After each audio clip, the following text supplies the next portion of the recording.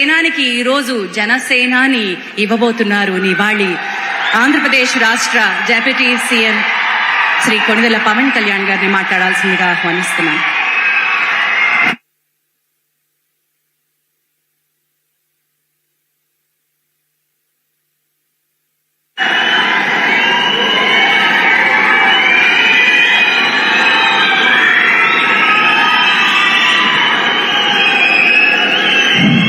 వేదిక పైన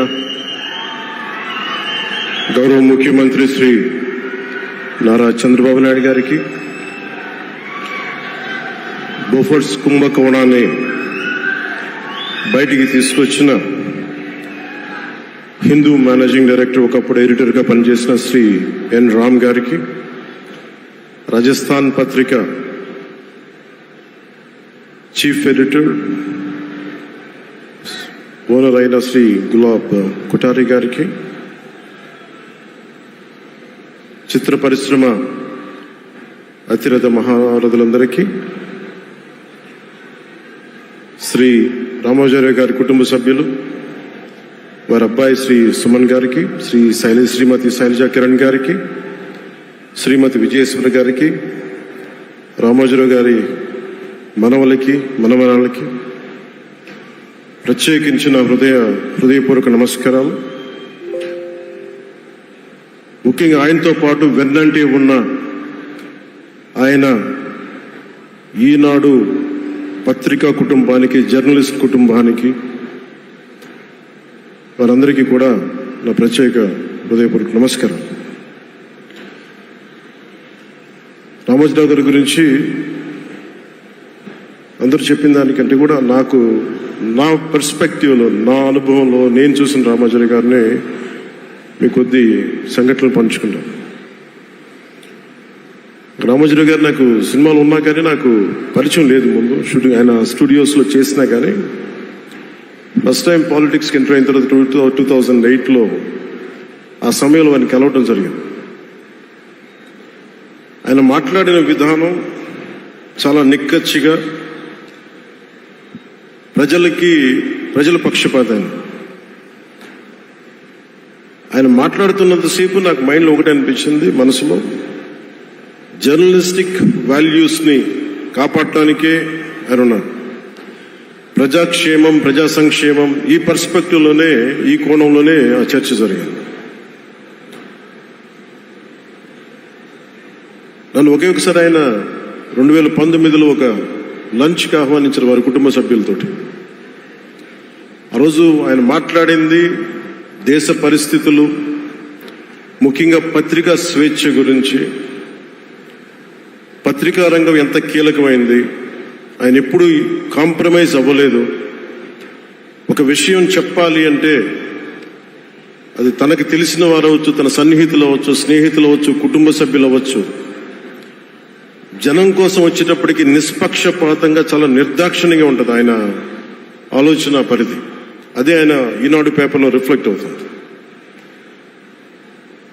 నేను చాలాసార్లు అనుకునేవాడిని, ఒక వ్యక్తికి ఇంత, ఆయన ఆ రోజు లంచ్ తర్వాత కూర్చున్నప్పుడు ఆయన మాట్లాడుతుంటే ఆయన వేదనని నేను చూశాను. ఆయన నలిగిపోతున్నారు. నిజంగా పత్రికా స్వేచ్ఛ ఎంత అవసరం దేశానికి, ప్రజాస్వామ్యానికి ఎంత కీలకమైంది, అది ఆయన చెప్తుంటే ఆయన ఆవేదన నాకు అర్థమైంది.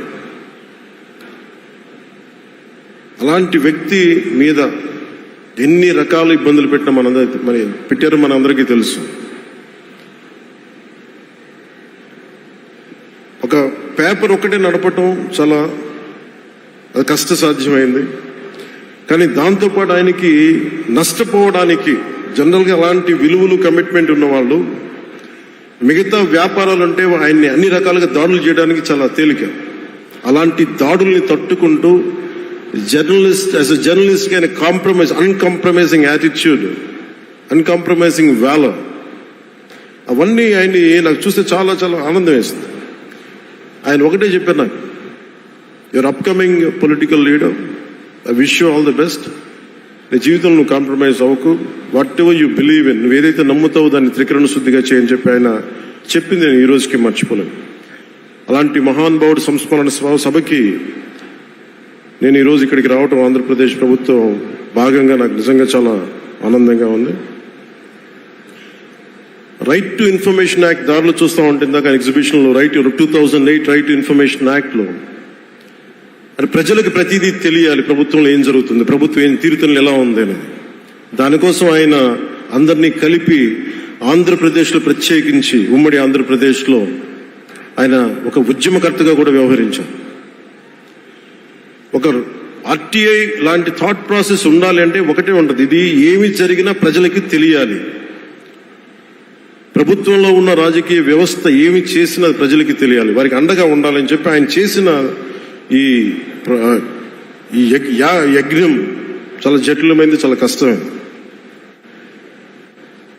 పత్రికా రంగంలో విస్తరించిందే కాకుండా సినిమా నిర్మాణ రంగంలో కానీ, స్టూడియోస్ కానీ, హోటలియర్గా కానీ ఇవన్నీ చాలా చేసి ఉండొచ్చు. కానీ ఆయన క్రక్స్ ఆఫ్ రామోజీరావు గారిది మోస్ట్ ఇన్స్పిరేషనల్ జర్నలిస్ట్. ఇందాక కుల్లూరు పార్థసారథి గారు చెప్పిన, ఇందాక అమరావతి నుంచి నాయ ఎమ్మెల్యే గారు మాట్లాడినా కానీ, పార్థసారథి గారు చెప్పినా కానీ ఆయనకి ఖచ్చితంగా ఒక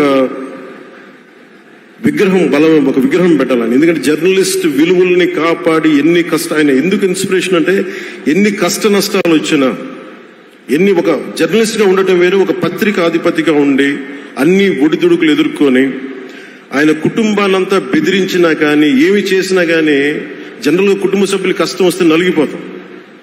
కానీ అది కూడా దాటుకొని నేను నా జర్నలిస్ట్ వాల్యూస్ నేను కాంప్రమైజ్ అవును, ఏదైతే జరగనని చెప్పి ఆయన కూర్చోబెట్టి at the cost of his family members also he vent ahead and uphold the journalistic values.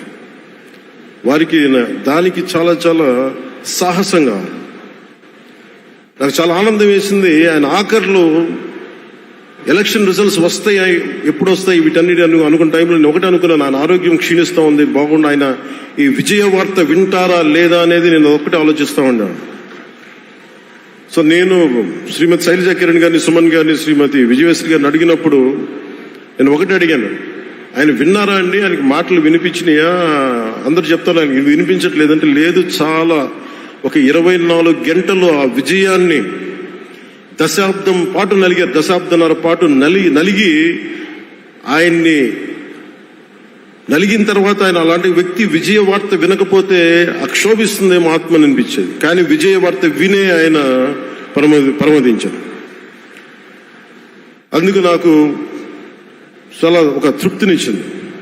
అలాంటి మహానుభావులకి నా నివాళులు అర్పిస్తూ ఆయన నుంచి ఎవరైనా నేర్చుకోవాల్సింది, ప్రజాస్వామ్యాన్ని పరిరక్షించడానికి ఎవరి స్థాయిల్లో, ఒక పత్రికాధిపతిగా కావచ్చు, ఎవరు ఏ స్థాయిలో ఉన్నా దాన్ని మనం కాపాడాల్సిన అవసరం ఉంది. అలాగే